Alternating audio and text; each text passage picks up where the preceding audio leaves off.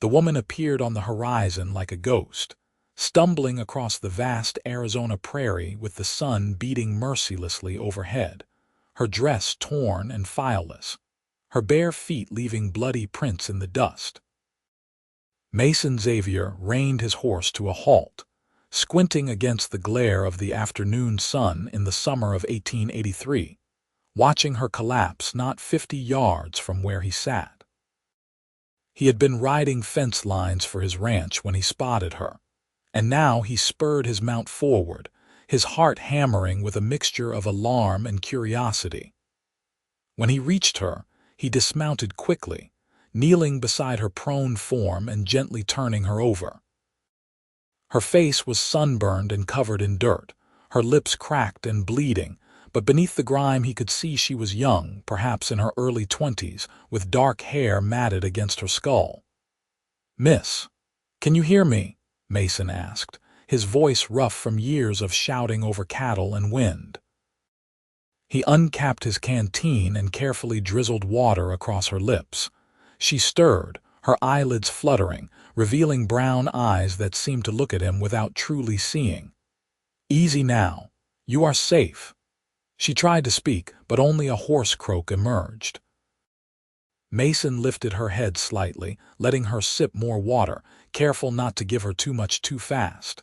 After a moment, she managed to swallow, her throat working painfully. Her eyes focused on him, and he saw confusion there, mingled with fear. "What is your name?" he asked gently, brushing matted hair back from her forehead. "Where did you come from?" She opened her mouth, her brow furrowing as if concentrating hard on something just beyond her reach. Then she shook her head slightly, tears welling in those brown eyes.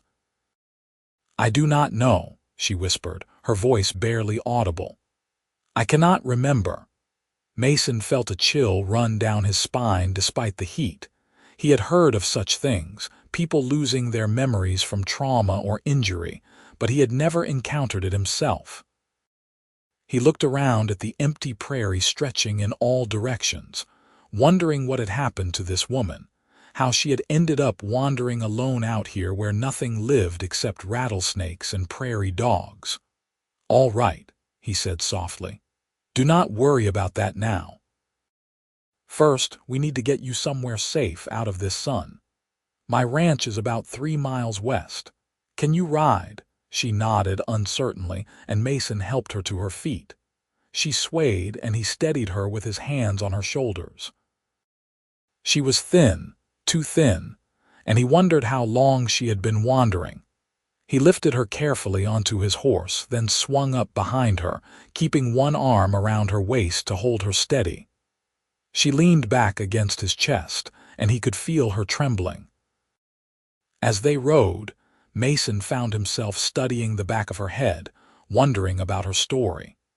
She wore what had once been a decent calico dress, though now it was so torn and stained he could barely make out the pattern.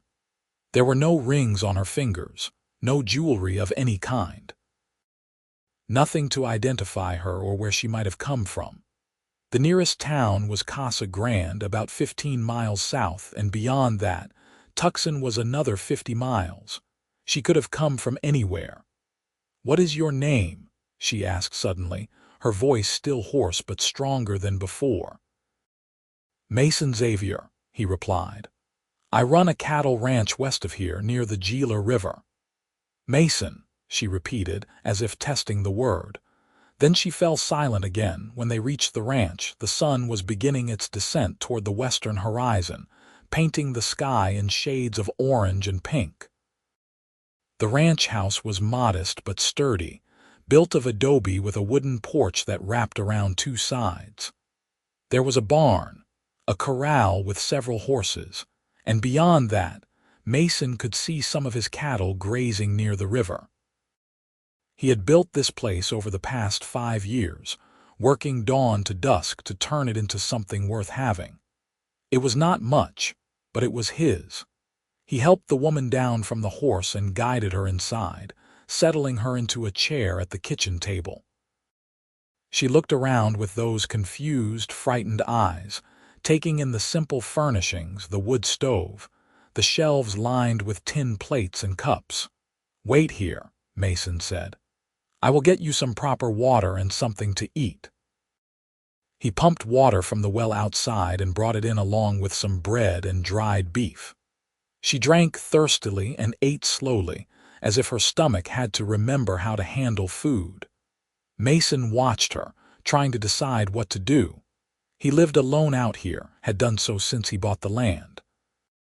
Taking in a strange woman, even one in distress, would cause talk if anyone found out. But he could not just turn her away, not in her condition. "You can stay here tonight," he said finally. "Tomorrow I will take you into Casa Grande, see if anyone there knows you or has reported someone missing. Maybe the sheriff will have some answers." She looked at him, and something in her expression made his chest tighten. "Thank you," she whispered. "You are very kind." "It is the right thing to do," Mason said, uncomfortable with the gratitude in her voice. "You will take my bed." "I will sleep out in the barn."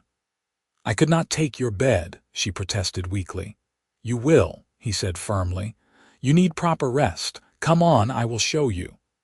He led her to his small bedroom, which held little more than a bed with a simple quilt, a dresser, and a washstand. He brought in a basin of water and some clean cloths. "You can wash up if you like. I will find you something cleaner to wear, though I am afraid all I have are my shirts. They will be too big, but better than what you have on now." She nodded, and he left her alone, closing the door behind him. He went to the dresser in the main room where he kept his spare clothes and pulled out an old work shirt and a pair of trousers. They would be enormous on her, but they were clean. He knocked gently on the bedroom door and passed them through when she opened it a crack. That night, Mason lay in the barn on a pile of hay, staring up at the rafters and thinking about the woman sleeping in his house. Who was she? What had happened to her? And why could she not remember her own name? He had noticed no obvious injuries on her head that might explain the memory loss, though there could be something he could not see. The questions circled in his mind until finally, exhausted, he fell into a restless sleep. He woke before dawn, as he always did, and went into the house to start breakfast. He was frying eggs and bacon when she emerged from the bedroom, wearing his shirt like a dress. It hung to her knees, and she had rolled up the sleeves several times. Her hair was wet, and he realized she had washed it. Clean, he could see her features more clearly. She was pretty, with high cheekbones and a delicate jaw, though her face was still sunburned and marked with scratches. "Good morning," he said. "How did you sleep?" "Better than I have in a long time, I think," she replied, sitting at the table. "Though I suppose I cannot be sure of that." There was a note of bitter humor in her voice that surprised him. He served her breakfast, and they ate in silence for a while. Then she set down her fork and looked at him directly. "I have been thinking," she said. "If I cannot remember my name, I suppose I need one, at least until my memory returns. If it returns—" Mason nodded slowly. "I suppose that makes sense. Would you give me one?" She asked, her voice suddenly shy. "I know it is strange to ask, but you saved my life out there. I would be honored to carry a name you chose." Mason felt his face grow warm. It was an unusual request, intimate in a way that made him uncomfortable and pleased at the same time. He thought for a moment, considering. His mother's name had been Julia, and she had been the kindest woman he had ever known. She had died when he was 16, and he still missed her. "Julia," he said finally. "If you like it, Julia." He paused, then added, "Xavier, Julia Xavier." He saw the shock cross her face. "Your surname, but people will think I am your wife." "Or my sister," Mason said, though they both knew that was unlikely given that they looked nothing alike. "The thing is, if you are going to stay around here until we figure out who you are, people will talk no matter what. At least this way you will have some protection. No one will bother a woman with the Xavier name. Is your name so fearsome?" She asked, a slight smile touching her lips for the first time. Respectable, he corrected. I have worked hard to build a reputation here. People know I am honest and fair. That counts for something. Julia was quiet for a long moment, then nodded. All right. Thank you, Mason. For the name and for everything else. I do not know how I will ever repay you. You do not owe me anything, he said gruffly, standing up to clear the dishes. Now, let us ride into Casa Grande and see what we can find out. They set out an hour later, Julia riding behind Mason again. He had found an old pair of boots that had belonged to his mother, stored away in a trunk, and though they were a bit large, they were better than going barefoot. As they rode, Mason found himself acutely aware of her presence behind him, the way her arms wrapped around his waist to keep her balance, the occasional brush of her hair against his neck when the wind blew. Casa Grande was a small town, hardly more than a main street with a few shops, a saloon, a church, and the sheriff's office. It had grown up around a stage stop and served the scattered ranches and farms in the area. Mason tied his horse outside the sheriff's office and helped Julia down. Several people on the street stopped to stare, and he could see the questions forming in their eyes. Sheriff Tom Brennan was a middle-aged man with a graying mustache and shrewd blue eyes. He looked up from his desk when Mason and Julia entered, his gaze moving from one to the other with obvious curiosity. Mason, he said, standing up, what brings you to town? And who is this? This is Julia, Mason said, avoiding the surname for now. I found her yesterday out on the prairie, wandering alone. She has lost her memory, cannot recall her name or where she came from. I was hoping you might have heard of someone missing or could send out some inquiries. Brennan's eyebrows rose. Lost her memory. That is a serious thing. He turned to Julia. Miss, can you tell me anything at all about what happened to you? Julia shook her head. I remember waking up on the prairie, walking in the sun. Before that, it is all blank. I do not know where I came from or how I got there. Any idea how long you were wandering? Brennan asked. Days, I think, Julia said. But I am not certain. Brennan rubbed his jaw thoughtfully. I have not heard any reports of missing persons, but I will send telegrams to Tucson and Phoenix, see if anyone has filed a report. In the meantime, where will you be staying, miss? With me, Mason said quickly, at my ranch, just until we sort this out. Brennan gave him a long look that made Mason shift uncomfortably. That is mighty generous of you, Mason, but you know how people will talk. Let them talk, Mason said, more sharply than he intended. The woman needs help and I have room, that is all there is to it. Of course, Brennan said smoothly. I will let you know if I hear anything. Check back in a few days. They left the office and walked down the street toward the general store. Mason needed supplies, and he thought Julia might want to pick out a dress that actually fit her. As they walked, he was aware of the stares following them, the whispers that started up in their wake. He kept his expression neutral, his hand lightly touching Julia's elbow to guide her.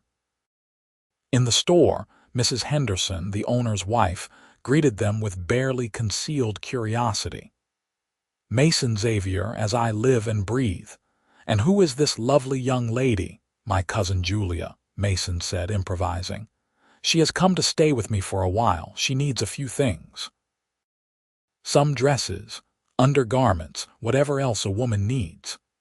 Mrs. Henderson's eyes lit up at the prospect of a sale, and she ushered Julia toward the back of the store where the ready-made dresses were hung. Mason busied himself collecting flour, sugar, coffee, and other staples, trying not to think about how much this was going to cost him. He could afford it barely, but money was always tight on a ranch. Julia emerged after a while with 2 simple calico dresses, one blue and one green, along with some undergarments and a bonnet. Mason paid without comment, ignoring Mrs. Henderson's obvious desire to ask more questions. As they left the store, Julia looked up at him. "You did not have to do that," she said quietly. "The dresses, I mean, you have already done so much." "You cannot wear my shirts forever," Mason said. "Besides, I told you, you do not owe me anything." They stopped at the small restaurant for lunch, and then Mason suggested they visit the church. "Maybe Pastor Williams has heard something," he said. "He tends to know what is going on around here." Pastor Williams was a kindly man in his 50s with graying hair and a gentle manner. He listened carefully as Mason explained the situation, his eyes full of sympathy as he looked at Julia. "I have not heard of anyone looking for a missing woman," he said. "But I will certainly ask around and pray on this matter. Memory loss is a troubling thing. Sometimes it comes back on its own, sometimes it needs a trigger, something familiar."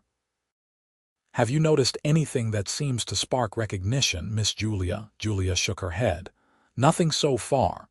Everything feels strange and new." "Well, do not lose hope," the pastor said. "God works in mysterious ways. You are in good hands with Mason here. He is one of the finest men in this territory." Mason felt his face flush again. "Pastor, I am just doing what anyone would do." "No," the pastor said gently. "Most people would have left her where she fell. I am sorry to say, the fact that you did not speaks to your character." As they rode back to the ranch that afternoon, Julia was quiet for a long time. Then she said, "People think we are lying, do they not, about who I am?" Mason considered denying it, but decided she deserved honesty. "Some might, but that does not matter. We know the truth." "Do we?" She asked softly. "What if I did something terrible? What if there is a reason I cannot remember?" "Did you do something terrible?" Mason asked. "I do not know," she said, frustration evident in her voice. "That is the problem. I feel like I am a decent person, but how can I trust that feeling when I cannot trust my own memory?" "I trust it," Mason said simply. "I have known bad people, Julia. You are not one of them. I can see it in your eyes." She was silent for a moment, then he felt her arms tighten slightly around his waist. "Thank you for believing in me." Over the next week, they fell into a routine. Mason went about his work on the ranch, mending fences, checking on the cattle, working with the horses. Julia helped around the house, cooking meals that were far better than anything Mason could make himself, cleaning, tending the small vegetable garden behind the house. In the evenings, they would sit on the porch and watch the sun set over the prairie, talking quietly about Mason's life, his plans for the ranch, anything except Julia's missing past. Mason found himself looking forward to those evening conversations more than he wanted to admit. Julia was easy to talk to, intelligent and curious. She asked thoughtful questions about ranching, about the land, about his life before he came to Arizona. He told her about growing up in Missouri, about his father dying when he was young, about coming west after his mother passed to make a new start. She listened with genuine interest, and sometimes he caught himself watching her face in the fading light, noticing the way her eyes crinkled when she smiled, the way she tucked her hair behind her ear when she was thinking. It was dangerous territory, he knew. He should not be developing feelings for a woman who did not even know her own name, who might have a husband somewhere looking for her. But it was getting harder to remember that with each passing day. One evening, about 10 days after he had found her, Julia suddenly stood up from her chair and walked to the edge of the porch, staring out at the darkening prairie. Mason watched her, sensing something different in her posture. "I had a dream last night," she said without turning around. Or maybe it was a memory, I am not sure. Mason stood and moved to stand beside her. "What did you see?" "Fire," she said, her voice tight. "I saw fire and heard screaming, and there was a man, but I could not see his face. I think something bad happened, Mason, something really bad." He could hear the fear in her voice and acted on instinct, turning her to face him and taking her hands in his. "Listen to me. Whatever happened, it is in the past. You are safe now, and even if the memories come back, you will not face them alone. I promise you that." She looked up at him, and in that moment, with her hands in his and her face turned up to his, Mason felt something shift between them. He saw it reflected in her eyes, the same dawning awareness that was flooding through him. Without thinking, he lifted one hand to cup her cheek, his thumb brushing across her skin. "Mason," she whispered, and the way she said his name made his heart hammer in his chest. He leaned down slowly, giving her time to pull away, but she did not. Instead, she rose up on her toes to meet him, and when their lips touched, it felt like the most natural thing in the world. The kiss was gentle, tentative, but it sparked something fierce and warm in Mason's chest. When they finally drew apart, Julia's eyes were bright with unshed tears. "I should not feel this way," she said. "I do not even know who I am. What if I belong to someone else?" "You do not," Mason said with a certainty he felt deep in his bones.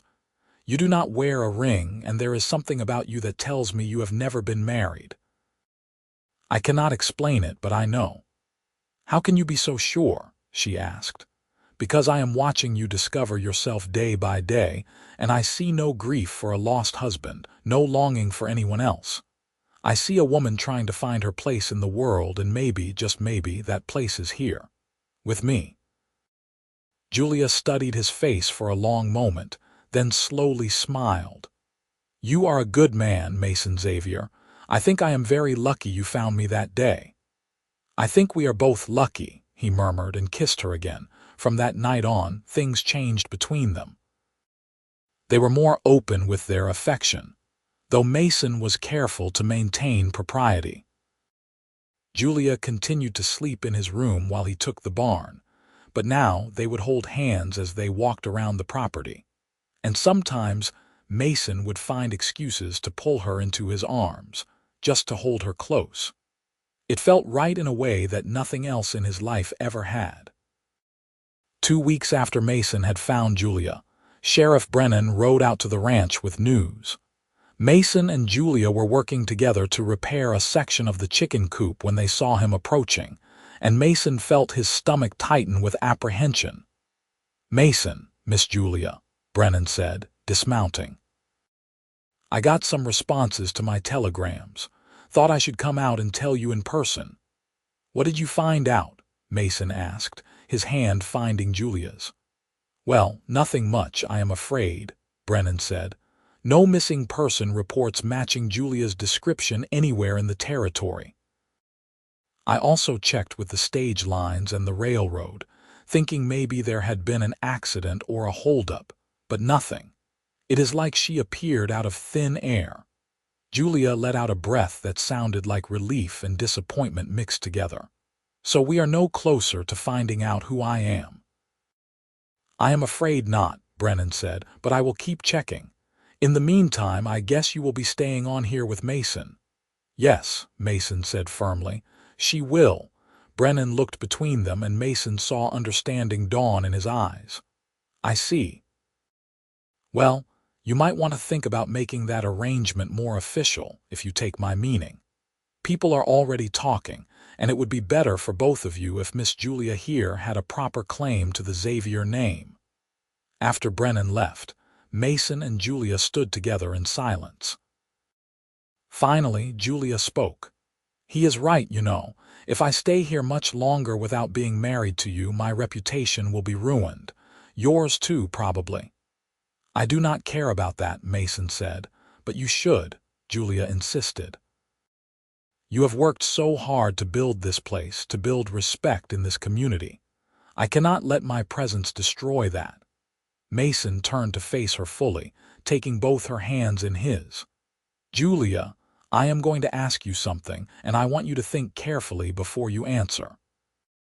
If the answer is no, I will understand and I will still help you however I can, but I need to ask."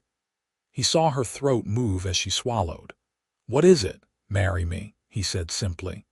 "Not because of what people think or say, but because I have fallen in love with you. I know it is fast. I know you do not remember your past, but I do not care. I want you to stay here, not as a guest or a charity case, but as my wife, as my partner in building this ranch and this life." Tears spilled down Julia's cheeks. "Mason, I love you too. I think I started falling for you the moment I woke up and saw your face looking down at me. But what if my memory comes back? What if I remember that I have a different life somewhere?" "Then we will face that together," Mason said. "But until that happens, I want you to be mine and I want to be yours. What do you say?" Julia was quiet for a long moment, searching his face. Then she smiled through her tears. "Yes, yes, I will marry you, Mason Xavier." He pulled her into his arms and kissed her deeply, pouring all his feelings into it. When they finally broke apart, both breathless, Julia laughed. "When should we do this?" "As soon as possible," Mason said. "Tomorrow, if Pastor Williams is available." They rode into Casa Grande the next morning and found Pastor Williams in his church, preparing his sermon for Sunday. He looked up in surprise when they entered, then smiled when he saw their clasped hands. "I think I can guess why you are here," he said warmly. "We want to get married," Mason said. "Today, if possible. If not, then as soon as you can arrange it." Pastor Williams looked at Julia carefully. "Are you certain about this, my dear? It has not been very long since Mason found you. Some might say you should wait until your memory returns." "My memory might never return," Julia said quietly. "And I do not want to waste whatever time I have been given. I love Mason and I want to be his wife." The pastor nodded slowly. "Very well. I will need 2 witnesses. Let me see if I can find someone." He stepped outside and returned a few minutes later with Mr. and Mrs. Henderson from the general store, both looking enormously curious. The ceremony was simple and brief, conducted in the small church with afternoon light streaming through the windows. Mason spoke his vows clearly, his eyes never leaving Julia's face, and when it was her turn, Julia's voice was strong and sure despite the tears on her cheeks. Pastor Williams pronounced them man and wife, and Mason kissed his bride while the Hendersons applauded. Afterward, Mrs. Henderson insisted on hosting a small celebration at her store, and word spread quickly through the town. By evening, half of Casa Grande had stopped by to congratulate them and to get a good look at the mysterious woman who had captured Mason Xavier's heart. Mason fielded questions and speculation with good humor, keeping Julia close to his side. When they finally returned to the ranch that night, both exhausted, Mason helped Julia down from the horse and stood for a moment just looking at her in the moonlight. "Are you sorry?" he asked quietly. "That it was not a bigger wedding with a proper dress and a celebration?" Julia shook her head. "It was perfect. I married the man I love, and that is all that matters." She paused, then added with a shy smile, "Though I suppose we should discuss the sleeping arrangements. I believe married couples typically share a bed." Mason felt heat rise in his face. "Only if you are comfortable with that. I do not want to rush you into anything." "Mason," Julia said, stepping closer and placing her hands on his chest, "I am your wife now. I want to be your wife in every way." That night, Mason carried Julia over the threshold of their home, and they consummated their marriage with tenderness and passion. Afterward, lying together in the darkness with Julia's head on his chest, Mason felt a contentment he had never known before. Whatever the future held, whatever secrets Julia's past might reveal, he knew he had made the right choice. The next few months passed in a haze of happiness. Julia proved to be an excellent ranch wife, working alongside Mason during the day and lying in his arms at night. She learned quickly, picking up skills like riding and roping with a natural grace that suggested she might have grown up around horses. She also showed a talent for managing the ranch's finances, organizing Mason's haphazard record-keeping into a proper system. As summer faded into fall, the ranch prospered. Mason was able to buy more cattle, expand his herd, and even hire on a hand named Pete Dawson to help with the work. Pete was a young man of about 20, fresh from Texas, and he quickly proved his worth. He also tactfully avoided asking too many questions about Julia's background, though Mason suspected the whole territory knew the story by now. Julia's memory did not return, though she had occasional dreams that seemed like they might be fragments of the past. She would wake sometimes in the night, trembling, and Mason would hold her until the fear passed. But these episodes became less frequent as time went on, and Julia seemed to settle more completely into her new life. In December, as winter settled over the Arizona desert bringing cool nights and clear, bright days, Julia began to feel unwell. She was tired all the time, and certain smells made her nauseous.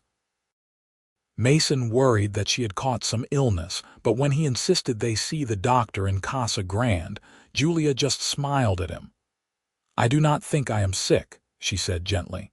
"I think I am pregnant." Mason stared at her for a long moment, the words not quite registering.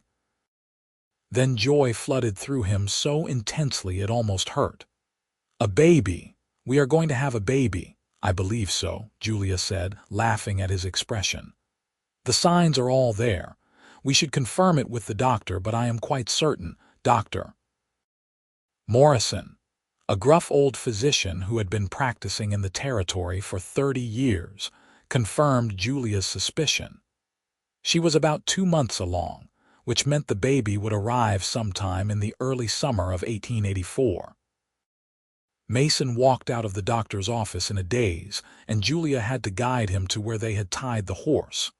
"Are you all right?" she asked, amusement evident in her voice. "I am going to be a father," Mason said wonderingly. "I never really let myself think about it, but now it is real. We are going to have a child." "How do you feel about that?" Julia asked. Mason pulled her close, right there on the main street of Casa Grande with people watching.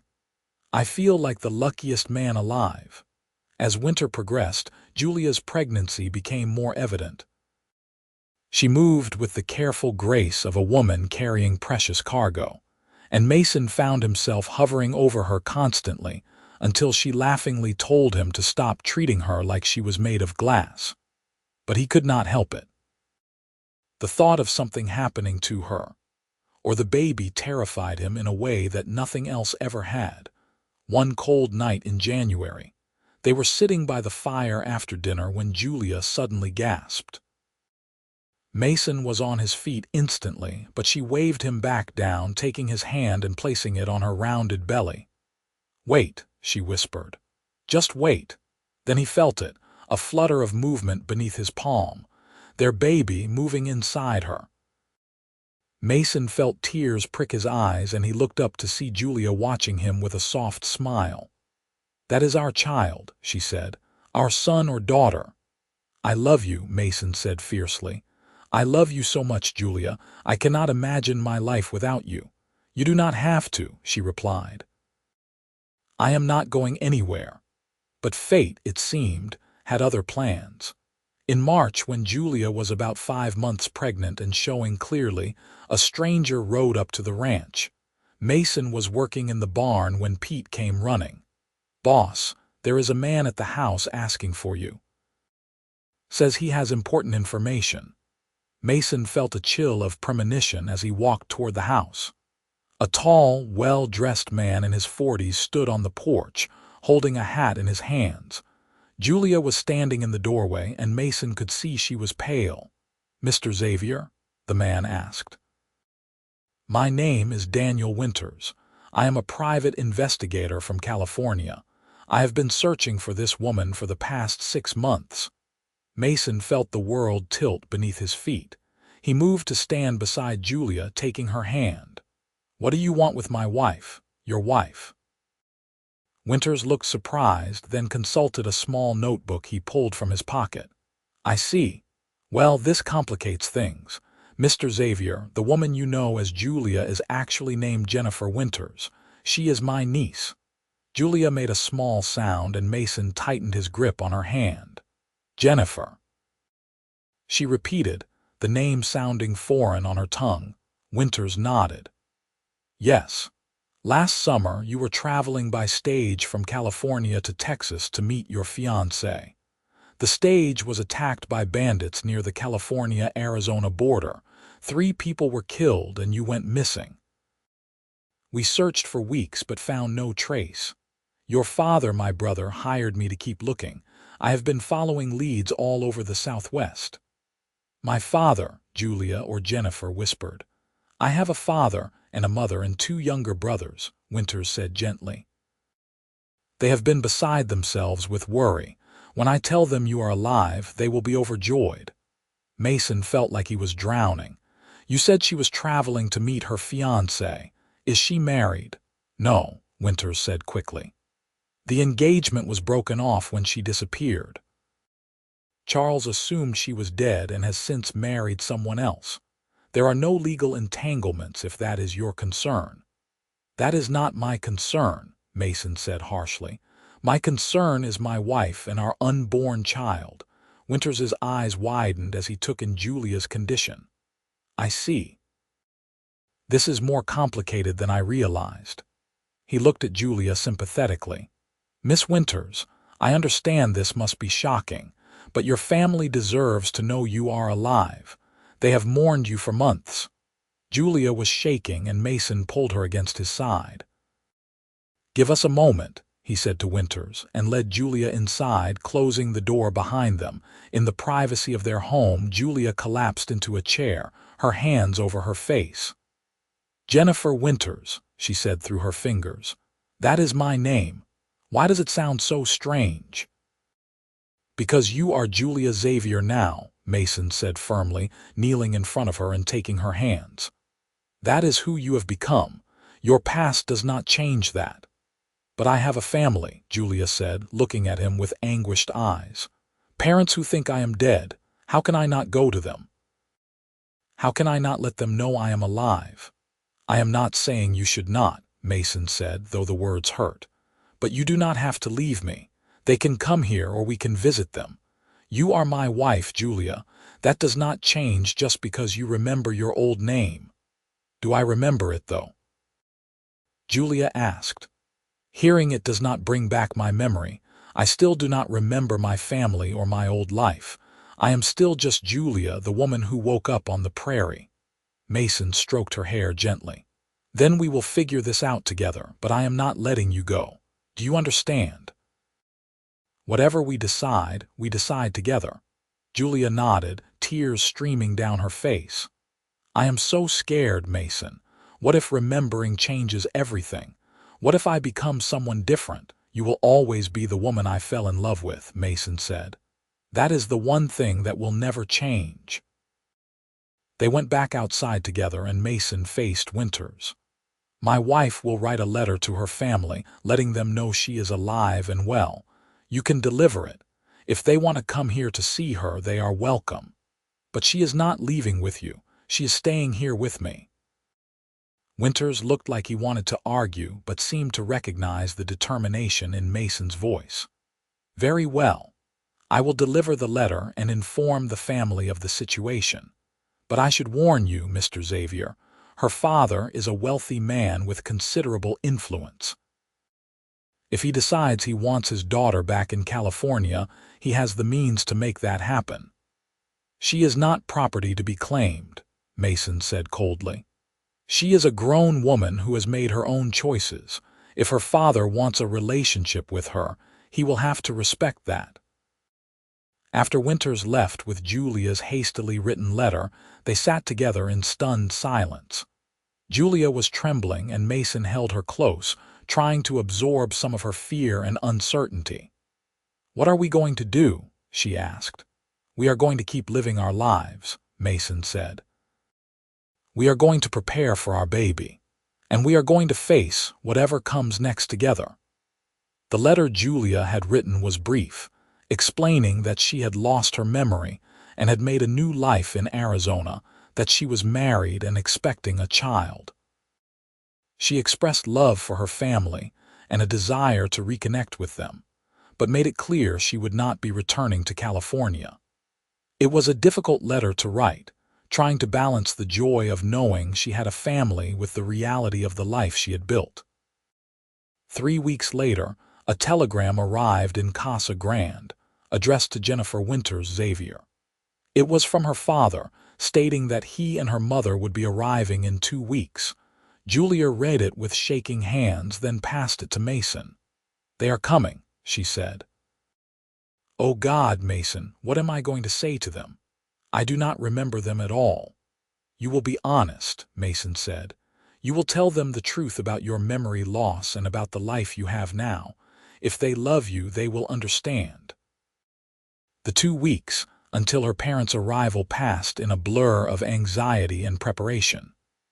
Julia cleaned the house obsessively, trying to make it presentable for people who, from what little Winters had said, were clearly well off. Mason tried to reassure her that it did not matter, that any parents worth having would just be grateful their daughter was alive, but he could see the worry eating at her. When the day finally came, a hired carriage pulled up to the ranch house, and a distinguished-looking couple in their 50s climbed out. The woman took one look at Julia standing on the porch and burst into tears. She ran forward, her arms outstretched, crying, "Jennifer, my baby girl." Julia stood frozen for a moment, then stepped forward into the embrace. "Mother," she said tentatively, and even though the word held no recognition, she was crying too. The man, clearly Julia's father, approached more slowly. He was tall and gray-haired with Julia's brown eyes. "Jennifer," he said, his voice thick with emotion, "we thought we had lost you." "I am sorry," Julia said, pulling back from her mother. "I am so sorry for the worry I caused, but I need you to understand I do not remember you. I do not remember anything from before Mason found me." Her mother, whose name Mason learned was Margaret, took Julia's face in her hands. "That does not matter. You are alive and you are here. That is all that matters."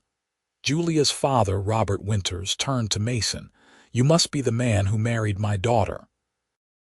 "Yes, sir," Mason said, meeting his gaze steadily. "Mason Xavier. I understand this situation is unusual, but I want you to know I love Julia deeply, and I will spend the rest of my life making her happy." Robert studied him for a long moment, taking in the modest ranch, Mason's work-worn hands, his plain clothes. Then he looked back at Julia, at the way she instinctively moved closer to Mason's side, and something in his expression softened.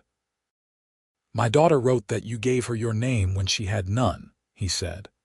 "That is no small thing. Come, let us go inside and talk." Over the next few hours, over coffee and the lunch Julia had prepared, the story came out. Robert and Margaret Winters owned a successful shipping business in San Francisco. Julia had been their only daughter, with 2 younger brothers. She had been engaged to Charles Pemberton, the son of another wealthy family, though it had been more of an arrangement than a love match.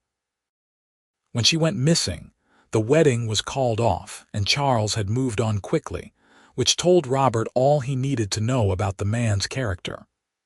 "We spent months searching for you," Margaret said, her hand never leaving Julia's. "When the stage was found with those poor people dead and you just gone, we feared the worst. But your father would not give up hope. He hired Mr. Winters and told him to search as long as it took."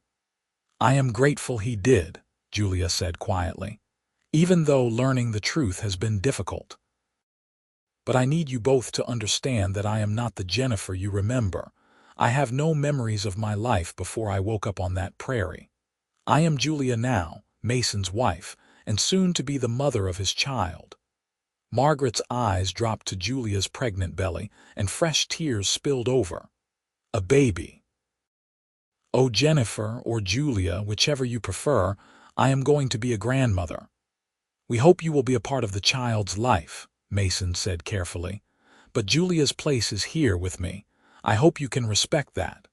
Robert was quiet for a long moment, then sighed. "I will not lie to you, Mr. Xavier.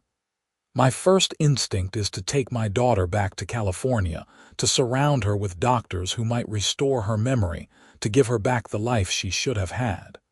But I can see that she is happy here. I can see that she loves you and that you love her. And I am not so foolish as to think I can undo months of life and love with demands and money." "Thank you," Mason said quietly. "However," Robert continued, "I will not simply walk away and never see my daughter again. I am proposing a compromise.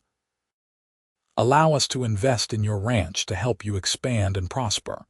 In return, we will visit several times a year, and perhaps Julia and the baby can occasionally visit us in California."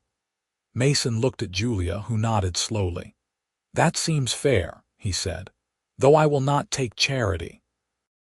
If you want to invest, it will be a proper business arrangement with contracts and fair terms." Robert smiled for the first time. "I would expect nothing less. I think you and I are going to get along well, Mr. Xavier." The Winterses stayed for a week, and by the end of it, the initial awkwardness had faded.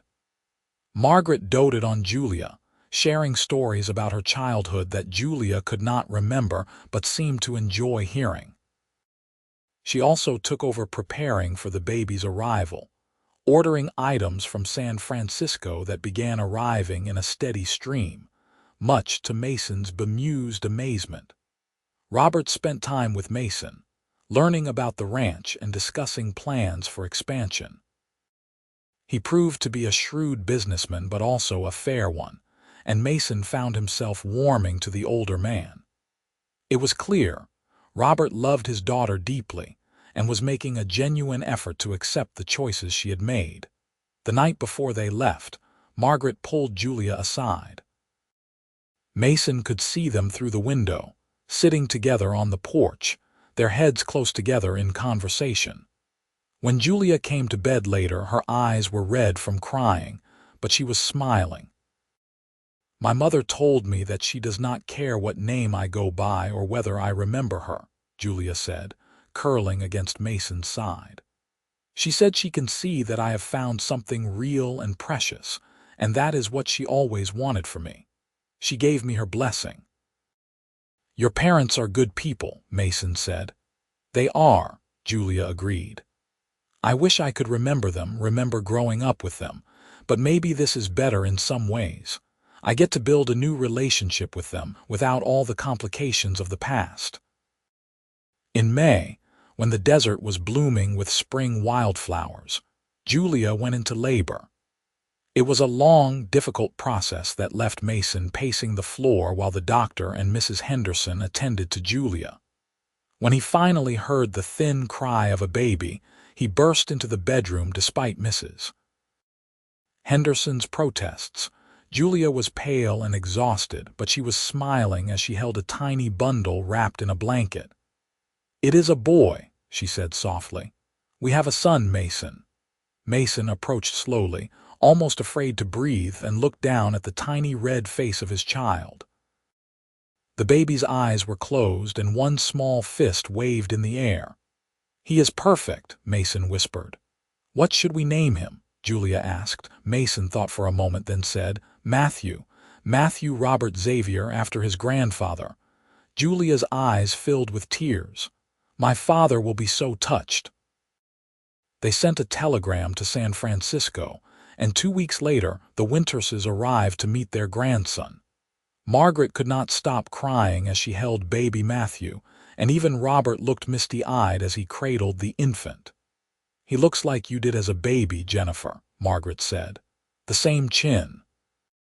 As the months passed, life settled into a new rhythm.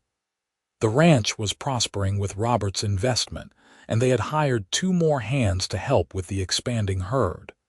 Matthew was a healthy, happy baby who seemed to have inherited his mother's sunny disposition. Julia had fully embraced her role as a ranch wife and mother, and while she still had no memories of her past life, she no longer seemed troubled by it. The Winterses visited twice that first year, and for Matthew's first birthday, Julia and Mason made the trip to San Francisco. It was Julia's first time seeing the city, or at least the first time she remembered, and she was overwhelmed by the size and noise of it. But she enjoyed meeting her brothers, young men in their late teens who were delighted to discover they had a nephew.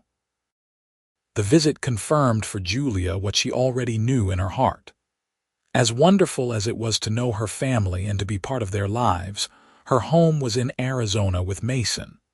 The ranch, the wide open spaces, the quiet evenings on the porch watching the sun set, that was where she belonged.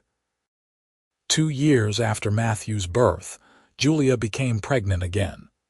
This time, she knew what to expect, and while the pregnancy was not easy, she was calmer about it. In the spring of 1887, she gave birth to a daughter, a tiny girl with wispy blonde hair and her father's blue eyes. They named her Margaret Julia Xavier, after both grandmothers. Mason found that parenthood suited him. He loved teaching Matthew to ride, to understand the land and the animals. He loved the way Maggie, as they called their daughter, would laugh when he picked her up and swung her around. And he loved watching Julia with their children, seeing the natural grace and love she brought to motherhood. On a cool evening in October 1887, Mason and Julia sat on the porch as they had so many times before. The children were asleep inside, and the ranch was quiet except for the distant lowing of cattle and the chirp of crickets. Julia leaned against Mason's shoulder, comfortable and content. "You ever wonder what would have happened if you had not found me that day?" she asked. "I try not to," Mason admitted. "The thought of you dying out there on the prairie, or someone else finding you who might have hurt you, it is too terrible to think about." "I think about it sometimes," Julia said, "and I realize that losing my memory was the best thing that ever happened to me." Mason pulled back to look at her in surprise. "Really, really," she confirmed. "I was traveling to meet a man I did not love, to live a life that had been chosen for me. If I had made it to Texas, I would have married Charles Pemberton and been miserable. Instead, I got a second chance. I got to choose my own path, my own name, my own life. And I chose you." "I am the one who got lucky," Mason said, pulling her close. "You are the best thing that ever happened to me, Julia Xavier." "Jennifer Julia Winters Xavier," she corrected with a smile. "I figured I might as well use all my names." Mason laughed and kissed her. "I love you no matter what you call yourself." "I love you too," Julia whispered. "Thank you for giving me your name when I had none. Thank you for asking nothing in return. You gave me everything, Mason. A home, a family, a purpose. You gave me a life worth living." As the years went by, the ranch continued to grow and prosper. Mason and Julia had 2 more children, another boy named James and a girl named Rose. The house was expanded to accommodate the growing family, and eventually, Mason built a larger home on a hill overlooking the original ranch house, though Julia insisted on keeping the old house for sentimental reasons. Matthew grew into a strapping young man who loved ranching as much as his father did. He took over more and more of the daily operations, allowing Mason to slow down a bit as he grew older. Maggie inherited her mother's business sense and eventually took over managing the ranch's finances and investments. James became a veterinarian, the first in the family to attend university, while Rose surprised everyone by becoming a teacher in Casa Grande. Julia's relationship with her birth family remained strong. The Winterses visited regularly, and Julia and Mason made trips to San Francisco every few years. When Robert passed away in 1895, Julia grieved deeply, though she took comfort in knowing that they had reconciled and that he had gotten to know his grandchildren. Margaret lived for another decade, long enough to see her first great-grandchild, Matthew's son, born in 1903.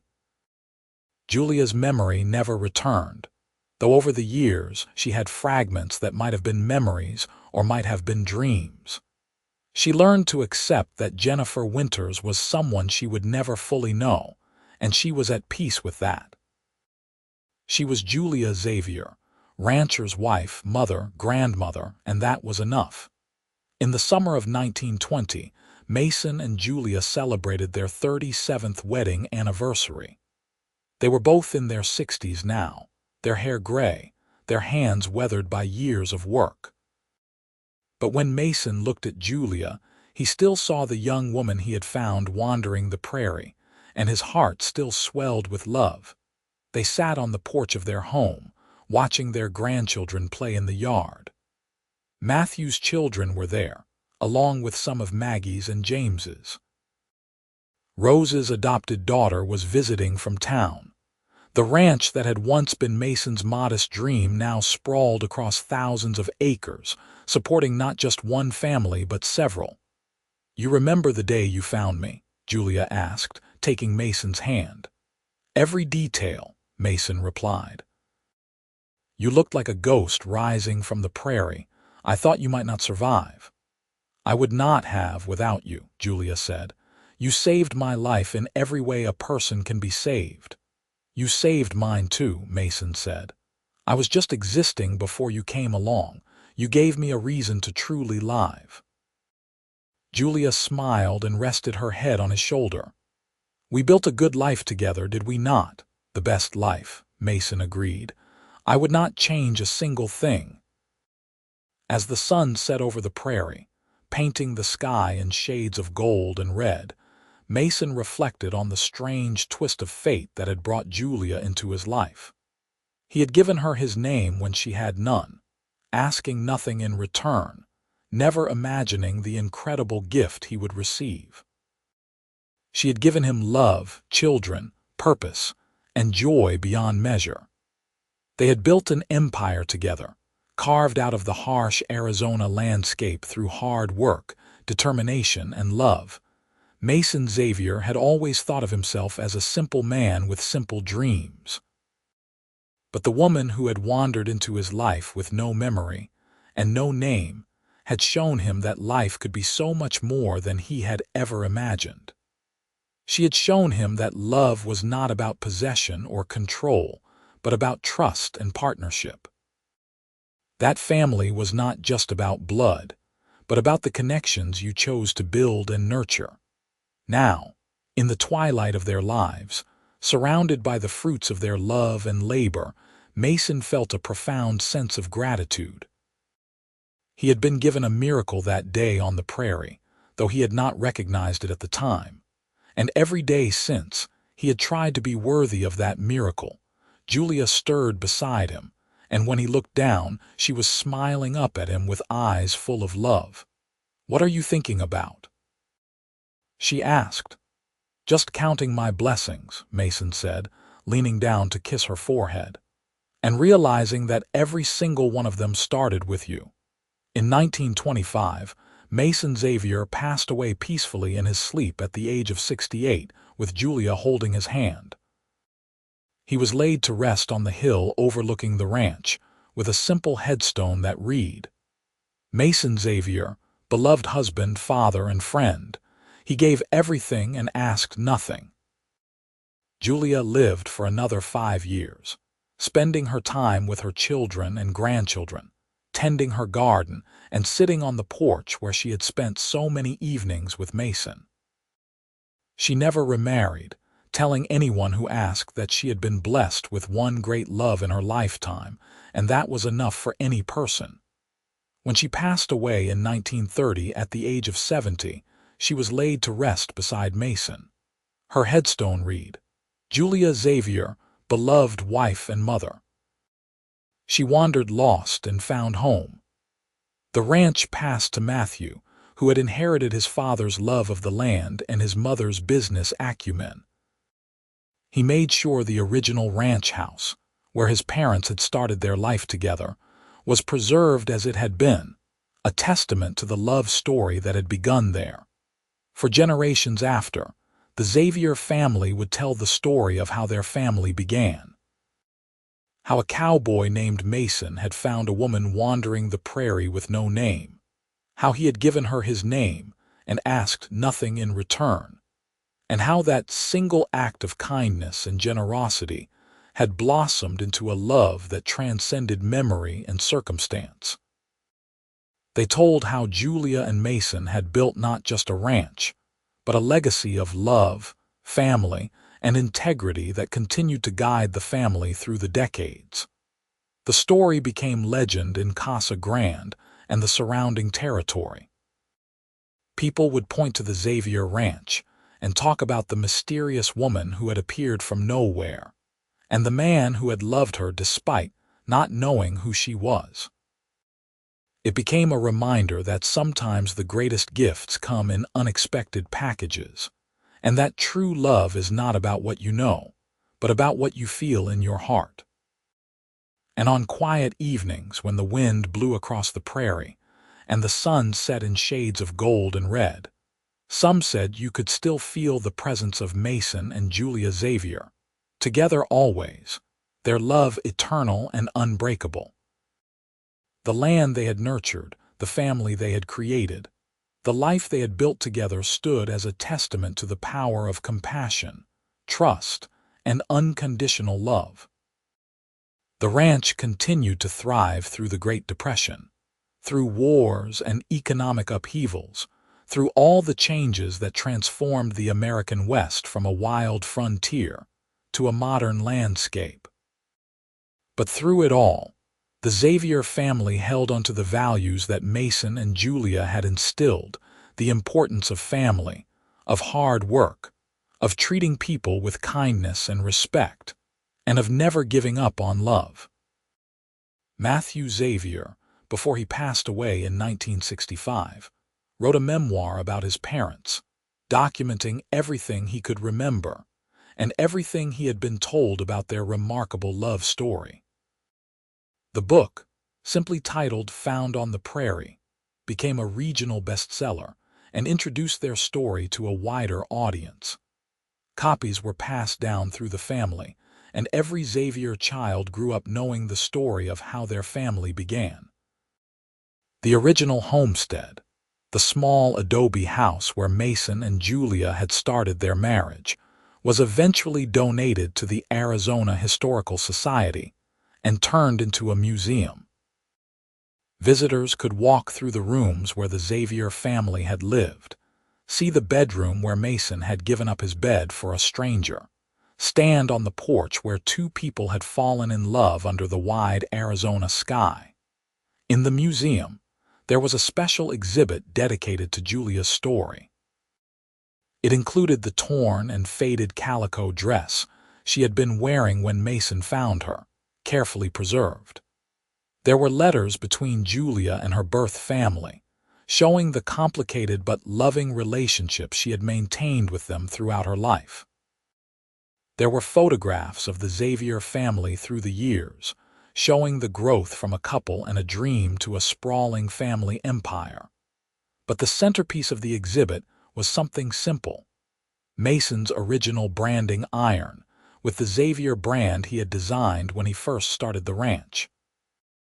Next to it was a framed piece of paper, yellowed with age, on which Julia had practiced writing her new name over and over again in the weeks after she arrived at the ranch.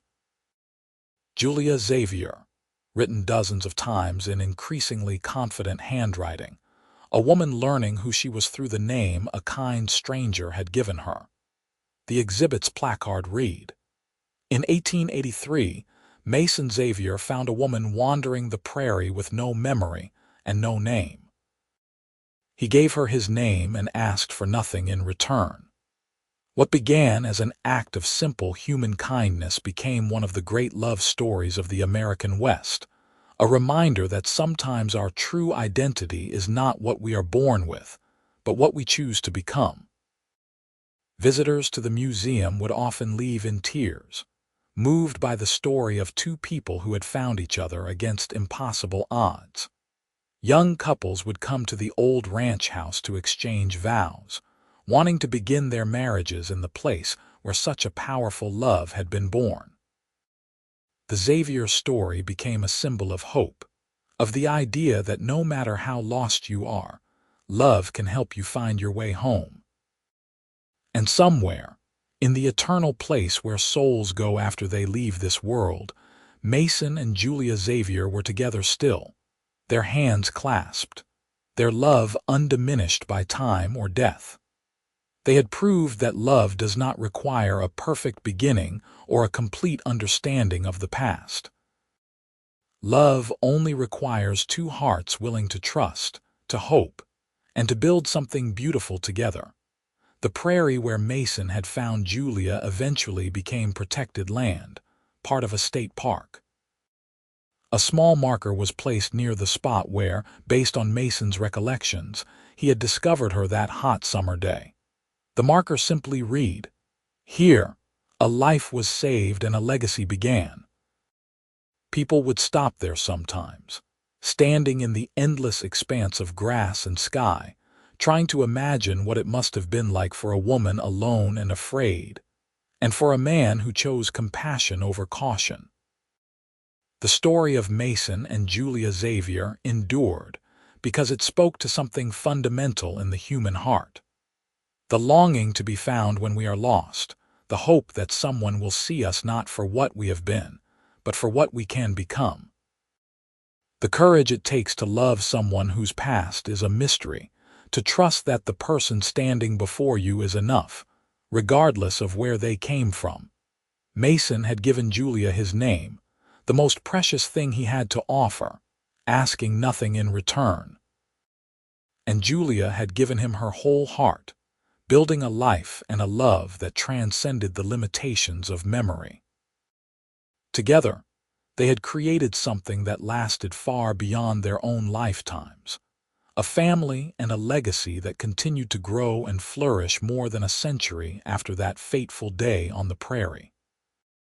In the end, theirs was a story about the transformative power of love, about how a single act of kindness can ripple through generations, and about how sometimes the greatest adventures begin when we choose to help a stranger in need.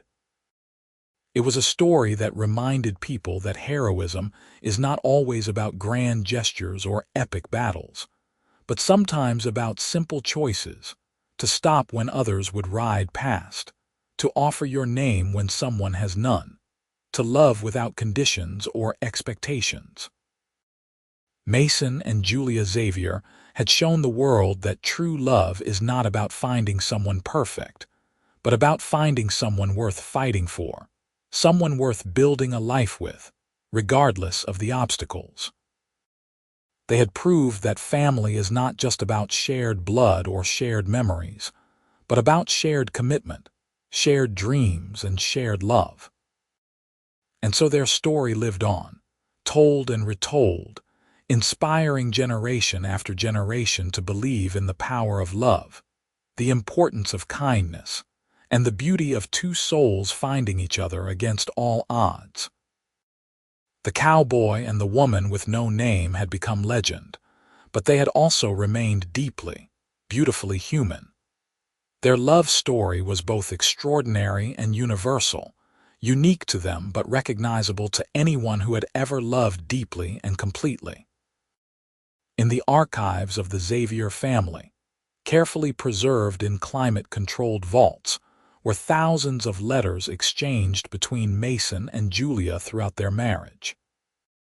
Even though they lived together, they had developed a habit of writing notes to each other, little expressions of love and appreciation that they would leave for the other to find. These letters provided an intimate window into their relationship, showing the depth of their affection and the strength of their partnership. One letter, written by Mason on their 10th anniversary, summed up everything their love had been.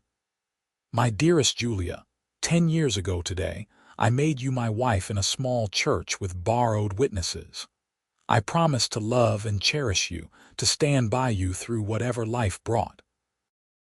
At the time, I thought I understood what those words meant.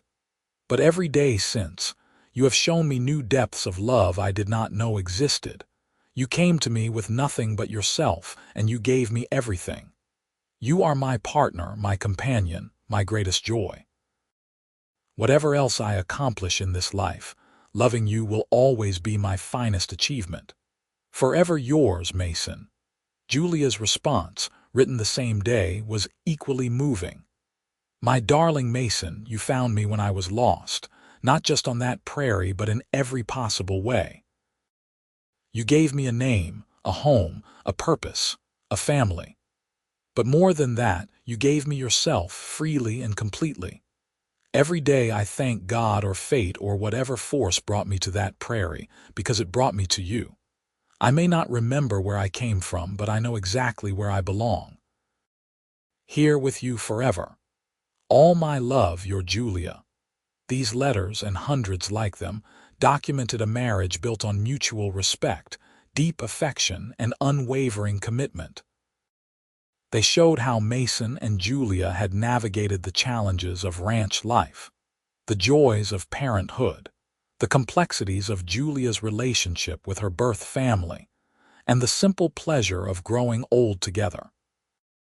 The Xavier descendants maintained these archives carefully, understanding that they were not just family heirlooms but historical documents that told an important story about the American West. The traditional narrative of the West was full of outlaws and gunfighters, of conflict and violence. But Mason and Julia's story offered a different perspective, one of community, family, and love. It showed that the real heroes of the West were often the quiet ones, the people who built homes and raised families, who showed kindness to strangers and created legacies of love. As the 21st century dawned, the Xavier story found new life on the internet. Bloggers and historians wrote about them. Genealogy enthusiasts traced the sprawling Xavier family tree, and romance readers discovered their story and were captivated by it. The museum in Casa Grande saw increased visitation, with people coming from all over the world to see the place where this legendary love had begun. In 2020, a major motion picture was proposed, based on Mason and Julia's life. The Xavier family carefully reviewed the script, making sure it honored the truth of their ancestors' story. The movie, when it was finally released in 2023, was a critical and commercial success, introducing Mason and Julia Xavier to a global audience and sparking renewed interest in their story. But for the Xavier family themselves, the story had always been personal, not public. It was about two people who had loved each other completely, who had built something lasting and beautiful out of difficult circumstances. It was about the importance of choosing love over fear, compassion over indifference, and hope over despair. Every Xavier descendant carried a piece of Mason and Julia with them. Some had inherited Mason's quiet strength and steadfast reliability. Others had Julia's resilience and adaptability. Many had their shared sense of compassion and generosity. But all of them understood that they were part of something larger than themselves, a legacy that had begun with an act of simple kindness on a hot summer day in 1883. The Xavier family held a reunion every 5 years, gathering at the original ranch site. Hundreds of people would come, representing every branch of the sprawling family tree. They would tour the museum, visit the graves of Mason and Julia, and share stories about how the values their ancestors had established continued to guide them. At the 2025 reunion, the oldest living Xavier descendant, Mason Xavier Roman III, 98 years old and the great-grandson of the original Mason, stood before the gathered family and shared his memories. He had known Julia personally, had spent time with her in the last years of her life. "I remember sitting with Grandma Julia when I was a boy," he said, his voice still strong despite his age. I asked her once if she ever regretted not remembering her past. She thought about it for a long time, and then she said something I have never forgotten. She said, "My dear boy, I may not remember where I started, but I know exactly where I am, and where I am is surrounded by love. That is all that matters in the end." He paused, looking around at the sea of faces, all connected by blood and by the love story that had started it all. That is what Grandma Julia and Grandpa Mason taught us. That love is a choice we make every day. That family is something we build, not just something we are born into. That kindness to a stranger can change the course of history.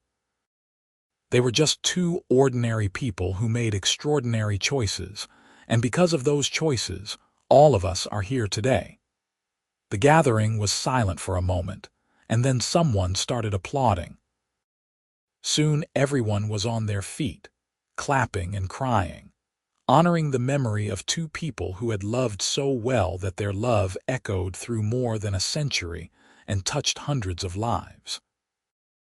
As the sun set that evening over the Arizona prairie, the Xavier family stood together near the original ranch house, watching the sky turn brilliant shades of orange and gold, the same colors Mason and Julia had watched together so many times.